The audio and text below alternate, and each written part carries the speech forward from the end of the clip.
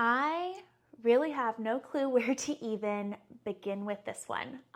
Today, I really want to talk about several lessons that I've had to learn the significantly hard way over my last 6 years in entrepreneurship.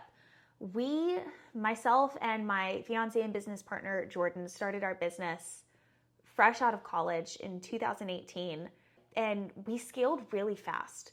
And I think when you scale that fast, sometimes you miss some key lessons along the way that we had to go back and relearn. And there were a lot of kind of purgings along these last few years of, scale fast and then it's kind of got to scale down a little bit and then scale back up fast again and then it's got to go back down a little bit again.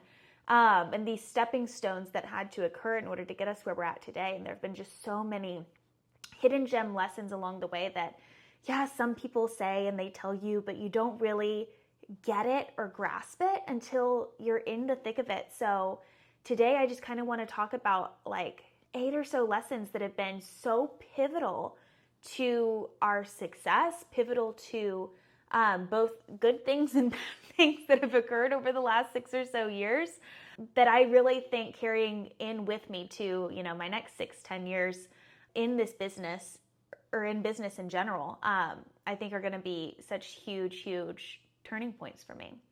The first, in my opinion, is like the biggest thing that people need to wrap their heads around. And sometimes we neglect this, or we think because so many different gurus on the internet are talking about it, it's like this insignificant noise or like, okay, like sure, I know I'm supposed to do that. But it really is the fact that you are only as good as your habits. And yes, when we first started diving into business, when we first started trying to scale, habits was like the number one thing that we tried to get into and adopt because, again, every guru on the internet talks about this, right? Your habits, your daily flow, right? Get up, get in the gym, and all of these things. You're told and it's shoved down your throat how important it is, but what's hard is, when you get 20 steps into this thing, when you get a year in and a year down the road and you realize that it's really actually quite easy to fall off of the good habits that you've adopted. And when that happens, you'll start to see things slowly crumble, honestly, around you when it comes to your business. So holding those habits, not just gaining them in the first place, but holding them is what really makes the good foundation of any good business. So when we actually first got started in this, again, like I said, habits was like the thing, the core thing that we focused on. So, I was up at 5:30 in the morning, 6 in the morning. I would turn on my audiobook in the morning, which at the time, I don't even know if he still does this, but it was the 100 Ways to Stay Motivated by Grant Cardone. And honestly, I loved it because it was such like short, punchy things that I could do in the morning. And when I wasn't listening to that, I was listening to Ed Milet. But I had my input in the morning while I got ready. I went and met Jordan at the gym. And we gymmed from like 7-ish to probably 8-ish. And I would come back. And mind you, we were still in college at this point.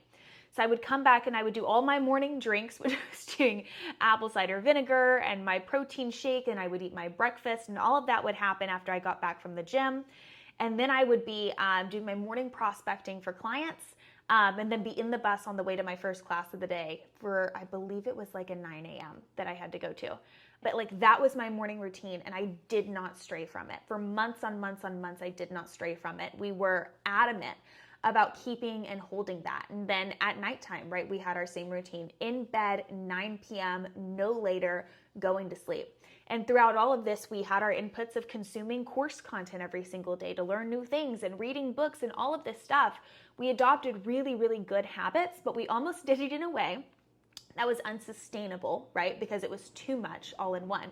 So slowly, especially as we moved to Arizona, once our business started taking off and all of these other complexes started to present themselves, we slowly started to fall off of these habits, right? Not necessarily going to the gym every morning, right? Not necessarily sticking to my meal prep, those types of things. And as those habits fell, so did pieces of our business, right? Because when you're inconsistent in one thing, you're going to be inconsistent in other things. So our habits were really the focal point in the center of everything. And when we slipped on those, other things in the business started slipping as well. So you truly are only as good as your habits. And in other seasons, when I got back on top of it and it's like, you know what, no excuses, gym every single morning, this is my morning routine, this is my meal routine, this is my nighttime routine, and I stuck to it, and those were my habits, all of a sudden, things started to get significantly easier. So that's really the first lesson, is that you are only as good as your habits. And there's always going to be seasons where it ebbs and it flows and it goes up and it goes down.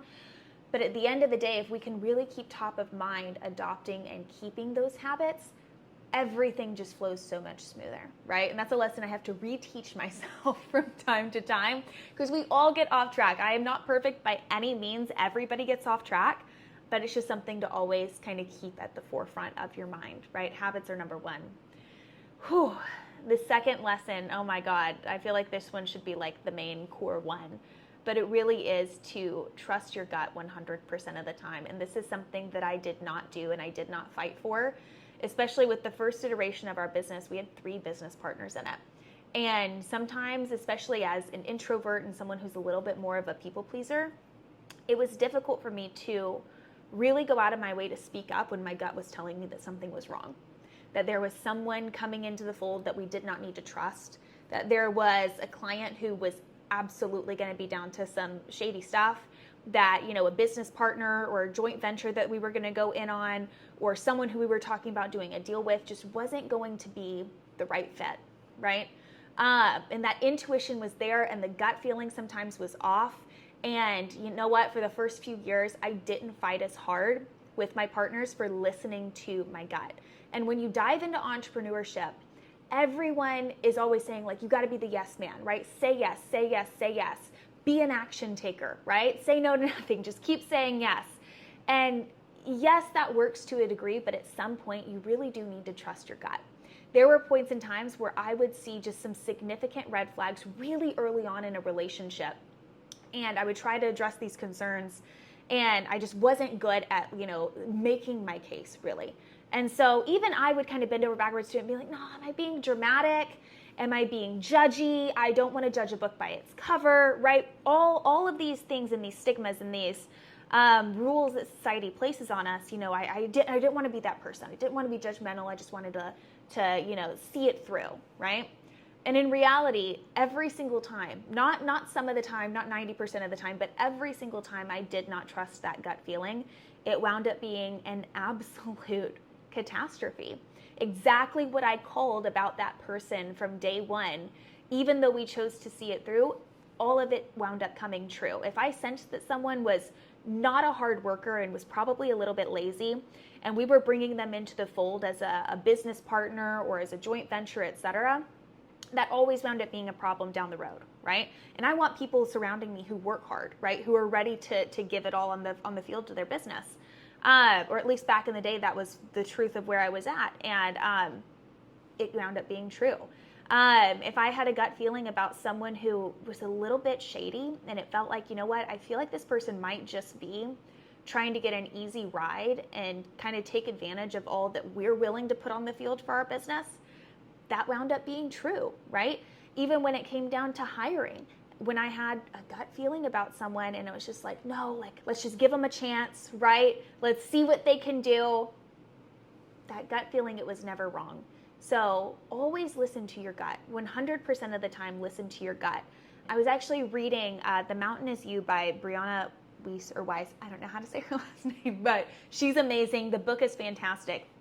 And it talks about how basically your gut is connected to your subconscious in some way, shape, or form, right? Through all the microbiome, whatever, everything in your body, it's connected to your subconscious. Your subconscious picks up on certain cues that your conscious brain doesn't, right? So even if there's not overt red flags, your subconscious is picking up on little cues, little shifts in body languages, little shifts in tone, shifts in everything that are have meaning, right? And are attributing to your understanding of this person sitting across from you, your understanding of this whole situation or this business deal or whatever it is, right, that you're thinking about saying yes to. And sometimes it's right. And oftentimes it's right. And you need to listen to your gut because it's really one of the best warning signs, kind of like a little detector alarm in your body that's saying, don't do this thing. It's not a right fit. And by the way, it's not just about like people being bad or scammy or sleazy or anything like that. Sometimes it's just that it's not a right fit, that personality wise or values wise, it's not a right fit. And that doesn't mean that the person sitting across the table is a bad person. Sometimes it just means that they're not the right person for you to work with at the end of the day. And I think a lot of times in business, we want to force it in the beginning, when in reality, it's okay for that not to be your next step. We don't have to say yes to everything. We don't have to go and venture down every road. As a matter of fact, I would argue that in the beginning, saying yes to so much is what held us back, not what propelled us forward. 100%.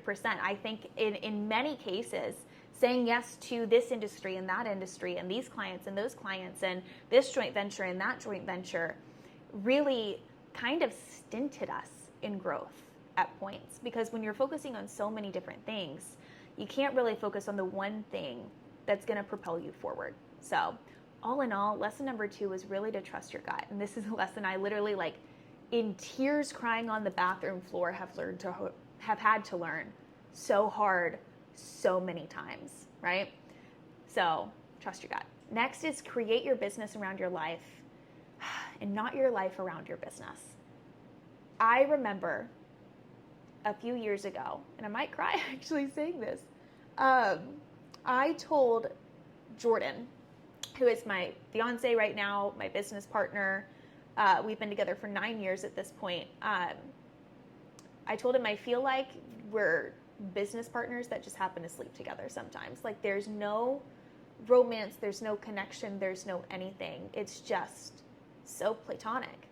And it feels so empty, right? And that absolutely killed me. We 100% built our life around our business, and the business came first in every single way, shape, and form, which to a degree, yes, that is important, that the business is a focus, right? But on the other hand, we sacrificed so much of ourselves to try and make the business successful. No date nights, no intentional time spent together, could not hold a conversation if it wasn't about the business. Not even from a visionary standpoint, but from like a nitty-gritty day-to-day standpoint, talking about support tickets and team and all of just the nitty-gritty stuff, right? And honestly, causing so many arguments in our personal life because of the business. We even came to a realization we do not have arguments about ourselves or about our values or about our life or about cleaning the kitchen or anything that normal couples kind of argue about. Our arguments are 100% passionately related to the business. Our entire lives revolved around it for so long. And so one thing we've been trying to do super intentionally over the last year or so is take some time and space away from it and have a life outside of it. Go hang out with friends who don't have businesses. Go to the movies, go play pickleball, right? Get out of the house and do things. For the first year in business, I kid you not, we did not even go to the movies because that was going to be too much time away from doing the business and from getting new clients and closing deals and fulfilling for them. We would work 16 hours a day, and that's not some like fake number or what, like literally 16 hours a day. We would be waking up at 7 a.m. and not going to bed until 10 or 11, honestly, and working that entire time in between without breaks. No fun, no movies, no anything, just work. And that left us feeling so empty. When we finally started to enjoy ourselves, when we finally started to take a few steps back, honestly, that's when the business did the best. That's when the business had record levels of explosion overnight because we weren't suffocating it anymore and we were happier. We were making better decisions. Our framework was better. All of these things were true because we finally had a life that did not wholly surround the business. We were hanging out with friends. We were doing things that we should be doing, right? So when you're in this stigma of sacrificing everything for your business and having it be at the epicenter of your life and you don't do anything in life that's not business, a lot of times you're just suffocating the problems and you're not letting yourself have room to figure them out. So that one was really, really big for me. I always talk in the form of like puzzles. I don't know about you guys. I love puzzles. I do. I adore them. It doesn't matter if it's like Sudoku or games on my phone or puzzles in general, anything that's like mind problem solving. I just love it so much. And a lot of times when you're in a really, really hard puzzle or you're really trying to figure it out, sitting there and trying to force it and like find that one piece or do that one thing is the worst way you could go about it, because you're so in it, you're so deep into it, you can't see your way out of it. Whereas when you take some space, take a step back, go on a walk, go play some pickleball, go to the movies and don't think about it for an hour, go sit and watch some mindless TV, just do something else, all of a sudden you come back to the problem, you come back to the situation, and you can see so much clearer than you ever did before. And there's a totally new path in front of you that would never have presented itself had you sat there and suffocated it. And that's what we were doing for so many years. We were just 16 hours a day, suffocating the business, the team, the problems, everything. Where if we would just take a flippin' step back, get some clarity, get some perspective, focus on something else for a while, and then come back, the path is so clear, so clear. So create your business around your life. Do not create your life around your business. You will be so much happier, freer, and make more clear, concise, strategic, and smart decisions when you do that. The next lesson is, if it's not in alignment, factory reset all the way. There were a few times in business, there were a few times in this business where I found myself not feeling in alignment with the direction we were going. Now, alignment isn't about good or bad.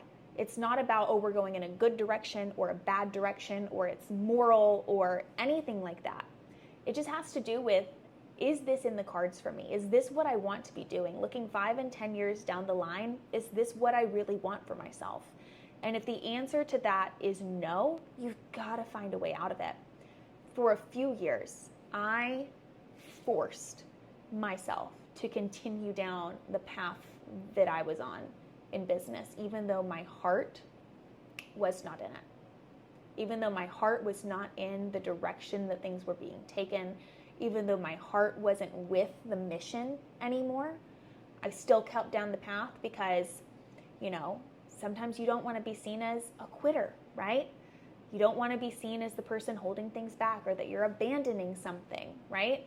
Or that it's a risk, right, to shift directions and to do something totally different than what you've been doing. And you play with all of these things in your head, and you struggle with it. And I came to realize that continuing to force a direction that my heart was not in, that I did not want to do anymore, it was just holding everybody back at the end of the day. From team to clients to relationships to me, all of it. It was holding 100% of it back, not saying, you know what, this is not for me anymore. And that's okay, right? And we can take a step back and we can figure out how to find alignment. And sometimes that comes with a season of purging. And that's exactly what it did come with me. I needed to purge 100% of it. And again, that's okay. When you find yourself not in alignment with your business, take a step back and factory reset. When I say factory reset, that doesn't mean just like come up with a new business plan and like you're good to go. That means like maybe you need to take a week or two away from the business, away from the problems, away from the day-to-day, and really get clear on what you do want. And that doesn't happen in like an hour behind a computer screen, like typing out a plan for what you want. That happens with taking some really deep, intentional space and doing a lot of deep soul searching on what you really want. That for me came when I took 4 days off from the business, went to another country. It was literally a retreat called a life reset. And it completely transformed the way that I was thinking about the present problems, about the present situation. It transformed the way I was thinking about all of it.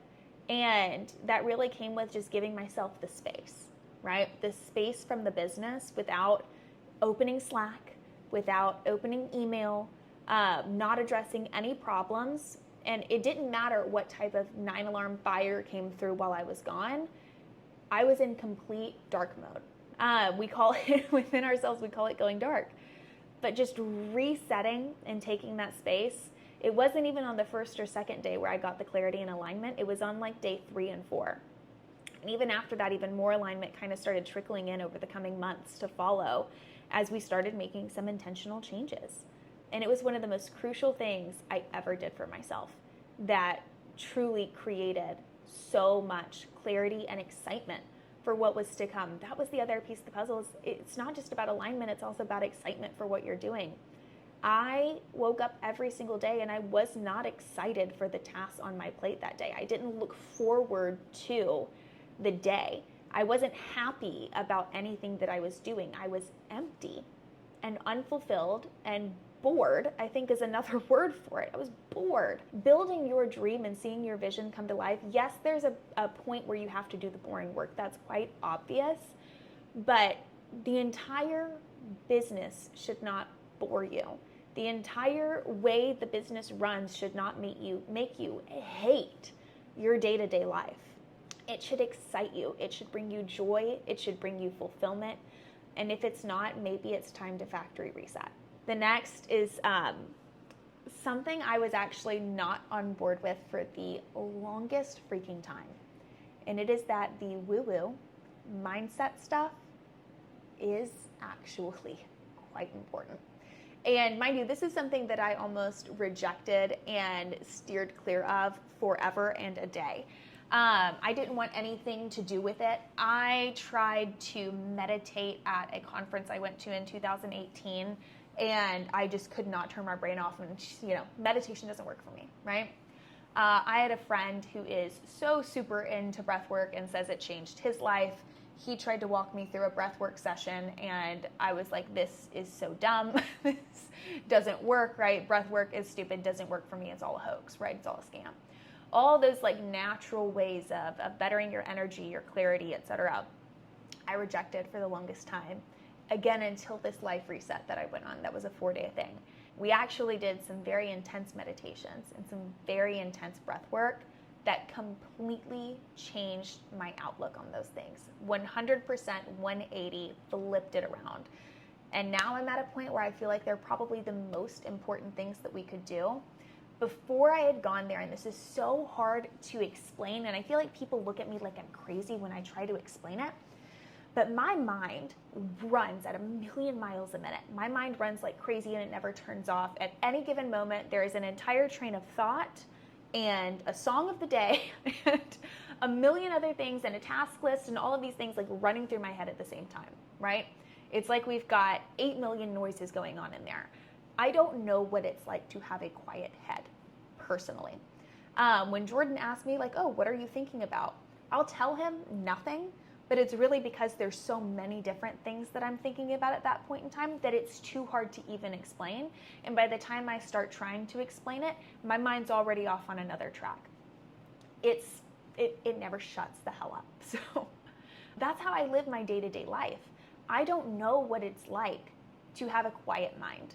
Never have, right? It's always running. Until I did these things. Until I did the meaningful meditation that got my mind on one track.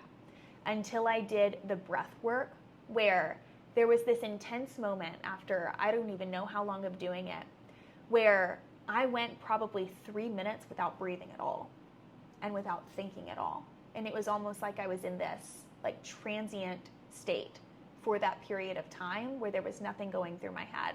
And I've never felt more clear in my frame of mind ever before than that. And I've never had such intense revelations as to what I really want than that. And it was because it was finally able to shut everything else off and focus on a very clear intention that I had set for myself, which was insane to me.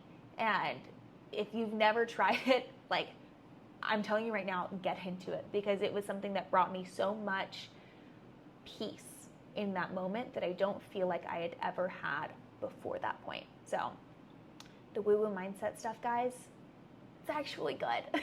I myself did not believe in it for so long.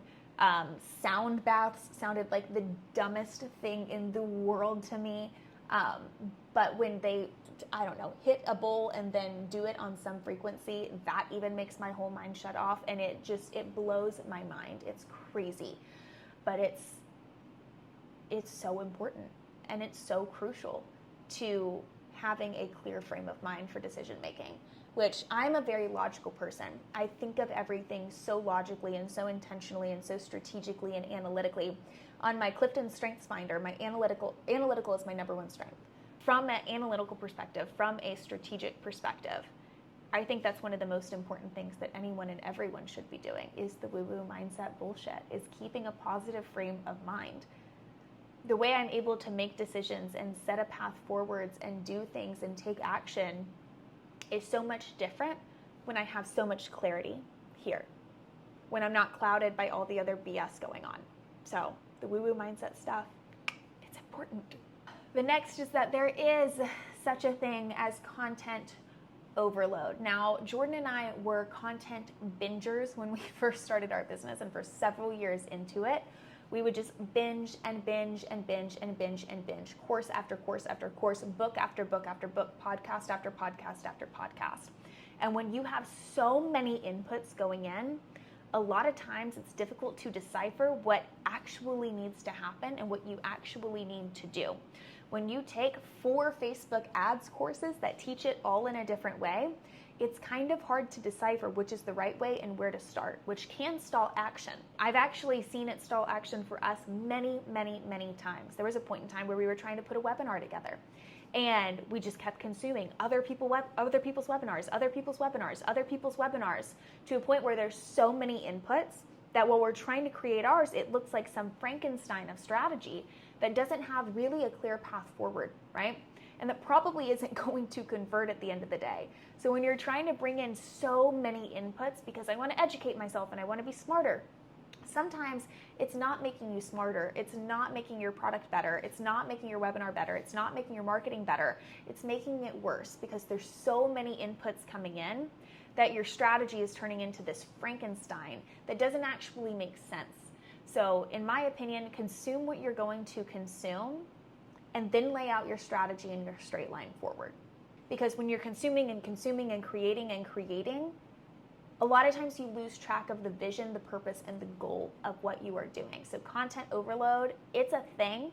You don't always need another course. You don't always need to listen to another podcast. You don't always need to buy a new book. Sometimes you just need to do the damn thing and take action and make some progress and trial it out and let the data and the numbers that are coming back to you do the talking as to whether or not that thing was good. That is 10 times more valuable than always just consuming another course or trying to funnel hack 18 people at the same time or watching 1,000,001 webinars because you're making a webinar. This last one is the most important and also the hardest to learn. And it's that we got to take the lessons, we got to learn from the mistakes, but then we've got to give ourselves grace and keep going. I can't even count the amount of mistakes that I have made in my business. Can't even count them. There's too many. I've made mistakes with my team. I have made mistakes with my clients. I have made mistakes creating content. I've made mistakes in any way, shape, or form with business partners, with so many different things. For one, we always do need to take the lesson. The worst thing that you can do after you've made a mistake is try to always write it off as someone else's problem and act like you're some victim. That just doesn't bode well. You will never grow in the way that you need to. It doesn't matter how a relationship ended, how a situation went. There's always a lesson to learn, and we always need to look at that. When we have an employee implosion situation, we always have to take a step back and say, what could I or should I have done differently in this? It doesn't matter if that employee was supposedly the worst ever in the world, horrible, terrible, whatever story or narrative you're telling yourself. There's still a lesson to be learned, and the lesson isn't I shouldn't have hired them in the first place.